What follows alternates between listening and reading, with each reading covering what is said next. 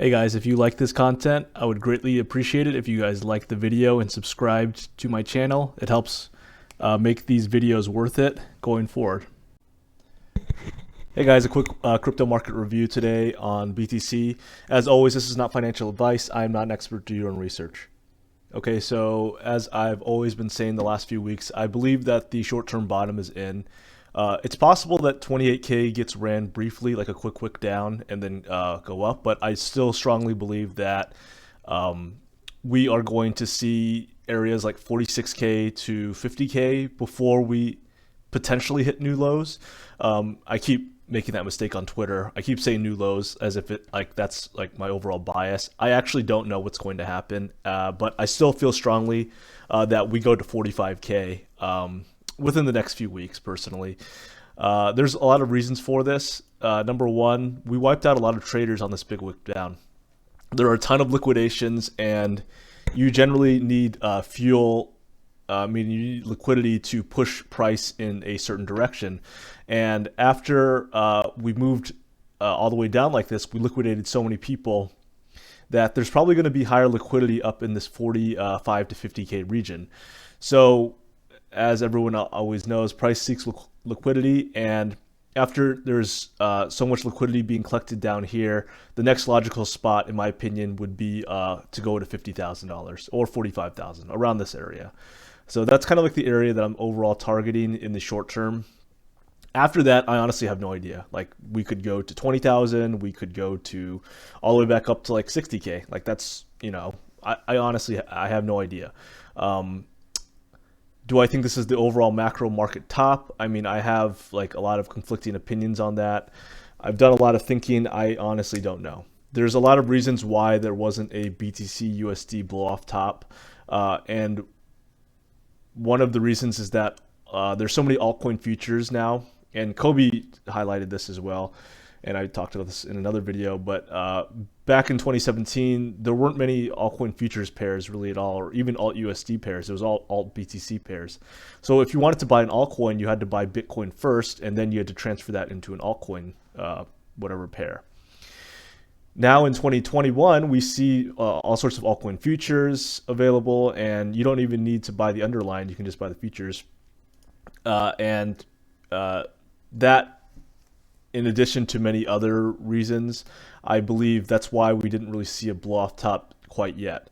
Now, with that said, like, does that mean the cycle's just over with? Like, again, I'm very conflicted. I have no idea. Like, price could certainly go to 20,000. Like, I'm not dismissing that. It's former all-time high level. It would be somewhat comparable to some of the other big drawdowns that we've had in the past, in the sense that,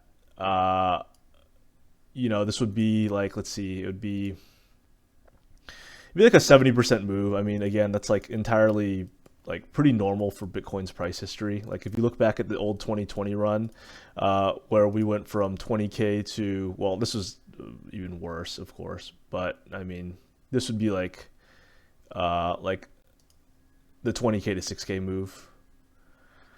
But what I'm trying to say is that like a 70% move for Bitcoin's price history is like not super unusual, and like it's certainly possible that we could go to 20,000.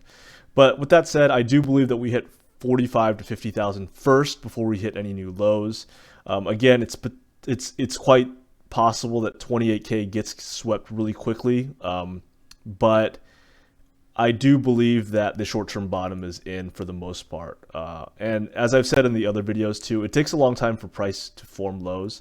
Like, you can see back in January, I mean, it takes a while for this low to form. Again, back in late February, early March, this again takes a while for price to form a low.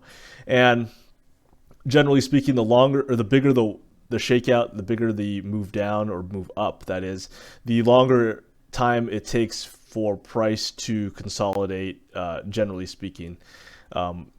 Historic examples might be like Bitcoin falling from the $6,000 floor in 2018. It took several months for that price to accumulate.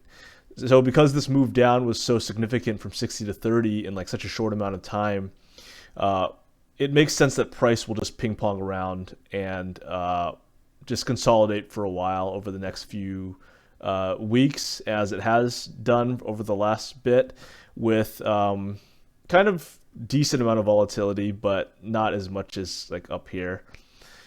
Overall, though, I still believe that 45 to 50 is like the next level up. So, but after that, like honestly, I honestly have no idea. Like price could just like reverse. Like I have a hard time believing that it's going to just do like a big reversal, and that was like the dip.